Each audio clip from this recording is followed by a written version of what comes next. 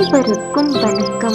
வாங்க அன்புறவுகள், இன்னைக்கு நம்மளுடைய மலர் ஹோம் குக்கிங்ல வெறும் ரவையை மட்டும் செஞ்ச ரொம்ப ஈஸியான ரொம்ப டேஸ்டியான ஒரு கிறிஸ்பியான ஸ்நாக்ஸ் தான் பார்க்க போறோம். வாங்க பார்க்கலாம் அது எப்படி செய்யறதுன்னு. ஒரு கப் அளவுக்கு ரவை எடுத்துக்கோங்க. ரவைக்கு தேவையான அளவுக்கு உப்பு போட்டுக்கோங்க. அதுல 1/4 டீஸ்பூன் அளவுக்கு பேக்கிங் பவுடர் போட்டுக்கோங்க. இதை நல்லா மிக்சியில அரைச்சிருங்க. ரொம்ப நல்லா அரைக்கணும்னு அவசியம் இல்லை. ஓரளவுக்கு 2-3 சுத்து சுத்துனாலே போதும். ரவையில 1/2 டேபிள் ஸ்பூன் அளவுக்கு நெய் விட்டுக்கோங்க.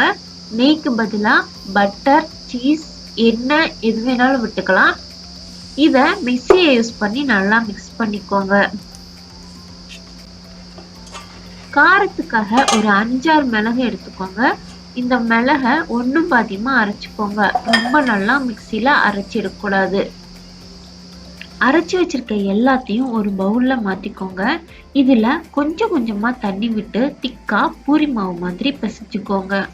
நல்லா அழுத்தி அழுத்தி தட்டுலையும் கையிலையும் ஒட்டாத வரைக்கும் நல்லா பிசைஞ்சுக்கிட்டே இருக்கணும். ஒரு 10 நிமிஷம் அளவுக்கு மூடி வச்சிடணும். இப்போ ஒரு 10 நிமிஷம் ஆயிடுச்சுங்க. இந்த 10 நிமிஷத்துக்கு அப்புறம் நம்ம கொஞ்சமா இதுல கட் பண்ணி வச்சிருக்க கருவேப்பிலையை போடணும். போட்டுட்டு அதையும் நல்லா பிசைஞ்சு வைக்கணும்.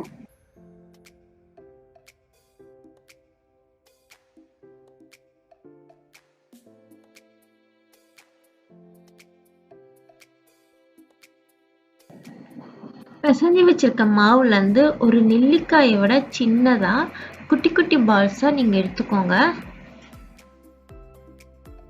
இதே போல புதுசான ரொம்ப நல்லா ஸ்டெர்லைஸ் பண்ண ஒரு சீப் எடுத்துக்கோங்க. இந்த சீப்ல சின்னதா இருக்கிறத விட்டுருங்க. பெருசா இருக்கிற பல்லுல இந்த பாலை வச்சு இதே போல ப்ரெஸ் பண்ணுங்க. ப்ரெஸ் பண்ணிட்டு 2 சைடும் நல்லா ரோல் பண்ணணும். ரோல் பண்ணிட்டு இதோடவே நீங்க விட்டுறலாம். இன்னும் வேணும்னா இன்னும் இந்த மாதிரி ஒரு டிசைன் பண்றதுக்காக ஃபிங்கர்ல வச்சு கீழே இருக்க இடத்த நம்ம லாக் பண்ற மாதிரி பண்ணிடணும். உங்களுக்கு வேற ஏதாவது டிசைன் தெரிஞ்சுச்சுன்னா கூட இதை வச்சு பண்ணலாம். இதே போல சீப்ல பண்ணும் போது எல்லா இடத்துலயும் நல்லா எண்ணெய் இறங்கி ரொம்ப கிறிஸ்பியா மொறுமொறுன்னு இருக்கும்.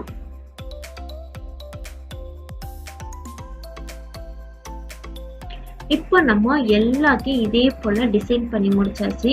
கடைசியா இருக்க ஒரு பாலை இதே போல டிசைன் பண்ணி காட்டும் பாருங்க.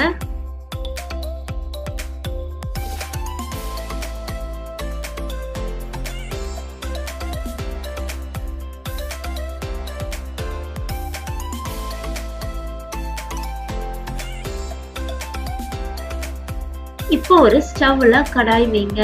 கடாயில பொரிக்கிறதுக்கு தேவையான அளவுக்கு எண்ணெய் ஊத்திக்கோங்க.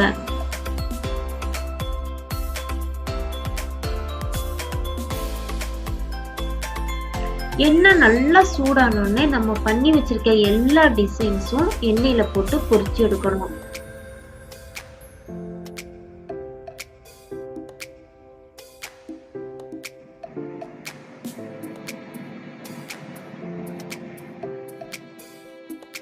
மீடியம் ஃப்ளேம்லயே வச்சு நல்லா கோல்டன் ப்ரௌன் ஆகுற வரைக்கும் நல்லா பொரிச்சு எடுக்கணும்.